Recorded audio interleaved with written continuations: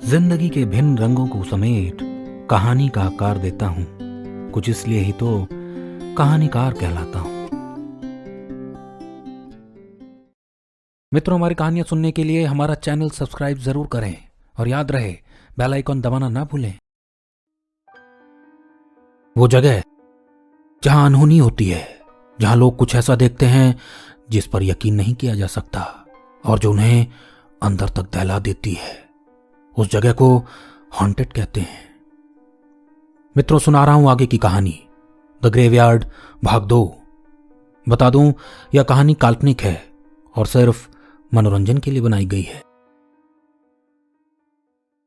पिछली कहानी में आपने सुना कैसे दक्षिण भारत में स्थित थालिम गांव एक बड़ा टूरिस्ट डेस्टिनेशन यानी पर्यटन स्थल बनकर उभर रहा था और विश्व के जाने माने होटेलियर यानी होटल व्यवसायी पुनीत ओबरॉय अपना अगला होटल उसी थालिम गांव में खोलने की ठान लेते हैं।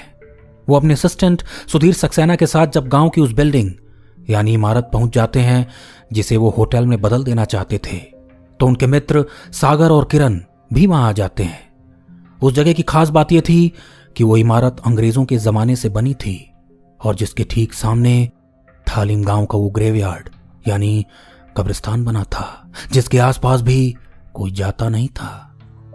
वो चारों उसी इमारत में रुक जाते हैं, पर डर की रात तब शुरू होती है जब उन्हें बाहर तालाब में किसी के तैरने की आवाज आती है और जब सुधीर वहां जाता है तो उसे खून से लथपथ एक बिना सर वाला आदमी तैरते दिखता है। पुनीत को लगता है वो सुधीर का भ्रम था, लेकिन जब देर रात एक बुढ़िया और एक लड़का उसी इमारत का दरवाजा खटखटा खाना मांगते हैं तो पुनीत और सागर सोच में पड़ जाते हैं। बुढ़िया बताती है एक अंग्रेज जो उसी इमारत में रहता है उनकी पिटाई करता है और वो उनको भी नहीं छोड़ेगा। बुढ़िया के जाते ही उन्हें बाहर से घोड़े की आवाज आती है और जब वो बाहर जाकर देखते हैं तो पाते हैं उस घोड़े के पीछे एक रस्सी बंधी है और रस्सी के दूसरे सिरे से सुधीर की गर्दन बंधी है। वो घोड़ा सुधीर को घसीटता कब्रिस्तान में चला जाता है और जब पुनीत, सागर और किरण उस कब्रिस्तान में पहुंचते हैं तो पाते हैं सुधीर का एक हाथ कट चुका है और वो एक हाथ से कब्र खोद रहा है। वो तीनों डर में तब सहम जाते हैं जब वो सुधीर से पूछते हैं कि वो ऐसा क्यों कर रहा है। तब सुधीर बताता है वो उन तीनों की भी कब्र खोद चुका है। अब आगे की कहानी। कब्रिस्तान का वो सन्नाटा और सुधीर की डर में भरी आंखें पुनीत, सागर और किरण तीनों को भयभीत कर रही थी। वहां एक अजीब सा एहसास था जो तीनों को भीतर तक टटोल रहा था, दहशत भरी कंपन दे रहा था। तीनों वहां खुद की कब्र को देख हैरान थे। उन्हें अपनी आंखों पर भरोसा नहीं हो रहा था। सुधीर पागल हो गया है, इसने हमारी कब्र क्यों खोदी है और अब अपनी भी खोद रहा है। किरण ने सहमी अंदाज में पुनीत की ओर देखते हुए पूछा। तभी सागर ने आगे बढ़ते हुए सुधीर से पूछा, तुम होश में तो हो? भला अपनी कब्र कौन खोदता है और तुमने हमारी कब्र क्यों खोदी है? लेकिन सुधीर उनकी अनसुनी कर कब्र खोदने में लगा रहा। उसका चेहरा पीला हो चला था, उसके हाथ से खून बहता जा रहा था, पर ऐसा लग रहा था मानो उस पर किसी दर्द का अब कोई असर रह ही नहीं गया था। वो धीमी आवाज में कुछ बड़बड़ा रहा था। अंग्रेज अफसर आता ही होगा, मुझे जल्दी जल्दी खुदाई करनी चाहिए। जब पुनीत से सुधीर की हालत देखी न गई तो उसने आगे बढ़ सुधीर का हाथ थाम लिया और उसकी ओर देखते हुए कहा, तुम जिंदा हो, मरे नहीं हो और हम भी जिंदा हैं। चलो हमारे साथ, तुम्हें डॉक्टर की जरूरत है। सुधीर बेसूध सी अवस्था में पुनीत का चेहरा देखने लगा। वो अपनी पसीजी आंखों से उसको निहारने लगा, फिर थोड़ा रुककर बोला, वो अंग्रेज अफसर वो बस आता ही होगा, मुझे जल्दी से खुदाई करनी होगी। वो कह रहा था हम सबको मरने के बाद वो इसी कब्र में दफना देगा। अचानक कब्रिस्तान के एक ओर से घोड़े के दौड़ने की आवाज आने लगी, मानो घोड़ा उनकी तरफ ही बढ़ रहा हो। पुनीत, सागर और किरण वो आवाज सुन उस ओर देखने लगे। सामने सफेद कोहरा था और उस कोहरे से उन्हें घोड़े पर बैठा एक अंग्रेज अफसर धीरे धीरे बाहर आता दिखा। वो लाल रंग के कोट में था, उसकी एक आंख पर पट्टी बंधी थी और उसकी कमर पर तलवार लटकी थी। उसके हाथ में एक बड़ा काला चाबुक था।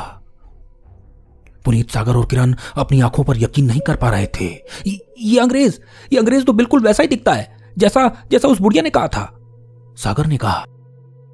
पुनीत ने सुधीर को खींचते हुए एक और भागना चाहा, पर सुधीर अपनी जगह से हिला ही नहीं। तब पुनीत ने सागर और किरण को भागने के लिए कहा। तीनों सुधीर को वहीं छोड़ कब्रिस्तान के दूसरी ओर दौड़ने लगे। थोड़ी दूर दौड़ने के बाद जब पुनीत ने वापस पलट पीछे की ओर देखा तो दूर वो अंग्रेज अफसर उसी घोड़े पर बैठा एक जगह से उनको देख रहा था। वो मंजर किसी को भी अंदर तक दहला सकता था। पुनीत की सांसें फूलने लगी, डर में उसके पैर लड़खड़ाने लगे और वो गिर गया। सागर और किरण भी रुक उसको उठाने लगे कि तभी कब्रिस्तान के उस अंधेरे में उन्हें एक बूढ़ा व्यक्ति दिखा जो झुककर चल रहा था और एक ट्रॉली यानी ठेला लिए कहीं जा रहा था। ठेला पूरा लकड़ी का बना था जिसके पीछे 2 बड़े लकड़ी के पहिए बने थे। वो बूढ़ा व्यक्ति अपने दोनों हाथों से उस ठेले को खींचता हुआ आगे बढ़ रहा था। ये बूढ़ा इतनी रात इस कब्रिस्तान में क्या कर रहा है?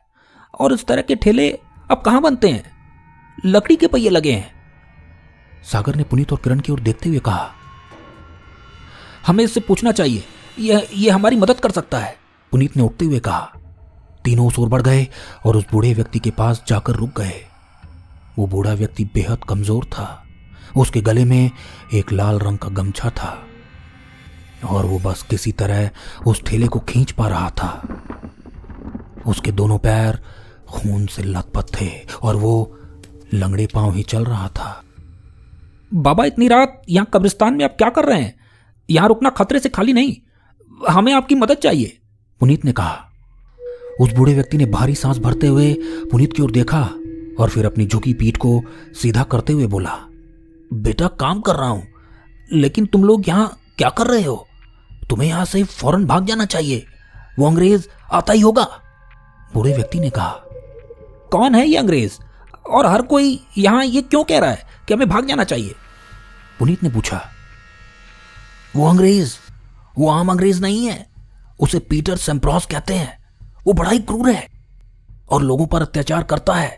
उसे लोगों को सजा देने में बड़ा मजा आता है, बूढ़े ने कहा।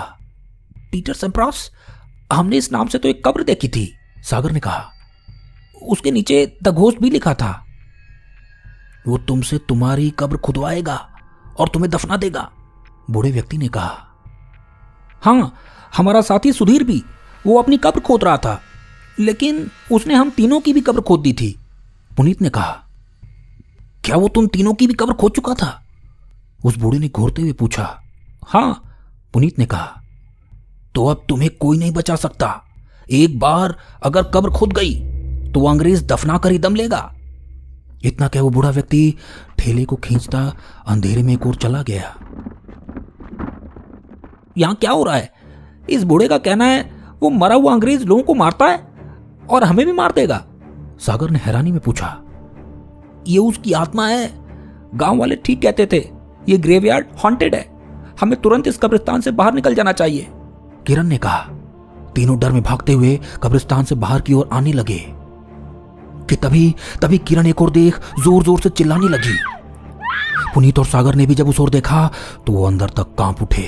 सामने पेड़ की टहनियों से अनेकों लाशें लटकी थी। उनके पांव तेजी से हिल रहे थे, मानो उनको अभी लटकाया गया हो। तीनों बिना समय गवाए गिरते पड़ते कब्रिस्तान से बाहर निकल उस इमारत पहुंच गए।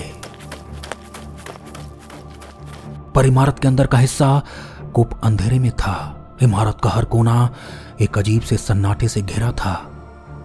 यहां तो रोशनी थी, पर अचानक अंधेरा कैसे हो गया? सागर ने कहा। अंदर चलकर देखते हैं, पुनीत ने कहा। तीनों धीरे धीरे अंदर जाने लगे, पर अंधेरा और गहराने लगा और डर उन पर हावी होने लगा। अचानक पुनीत को ऊपर वाले कमरे से रोशनी आती दिखी। पुनीत ने सागर और किरण को उसके पीछे आने को कहा। तीनों जब वहां पहुंचे तो देखा उस कमरे में एक मोमबत्ती जल रही थी और एक पुराने रिकॉर्ड प्लेयर पर कोई अंग्रेजी गाना बज रहा था।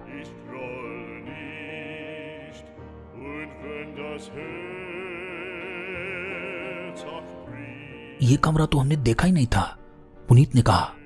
वो तीनों अंदर आते पुनीत तभी एक और देख रुक गया। उसने सागर और किरण का हाथ पकड़ रुकने का इशारा किया। सामने कुर्सी पर एक अंग्रेज बैठा था जो कुर्सी पर अपना सर टिका, आंखें बंद किए वो गाना सुन रहा था। पुनीत वापस नीचे आ इमारत से बाहर आ गया। सागर और किरण भी उसके पीछे पीछे आ गए। मुझे यकीन है ये कोई आत्मा है, और अंदर वही अंग्रेज पीटर सेम्प्रॉस था। वो हमें मारे इससे पहले हमें यहां से बाहर निकलने का रास्ता खोजना होगा। सागर ने कहा। हाँ, ये जगह हॉन्टेड है और इस इमारत का ग्रेवयार्ड से जरूर कोई लेना देना है, किरण ने कहा। पुनीत कुछ सोच ही रहा था कि अचानक उसे झील की ओर से एक रोशनी आती दिखी। किरण, तुम गाड़ी की चाबी ले आओ। सागर, तुम अंदर से हमारा सामान ले आओ। मैं उस ओर देखकर आता हूं, हो सकता है कोई वहां हो जो हमारी मदद कर सके।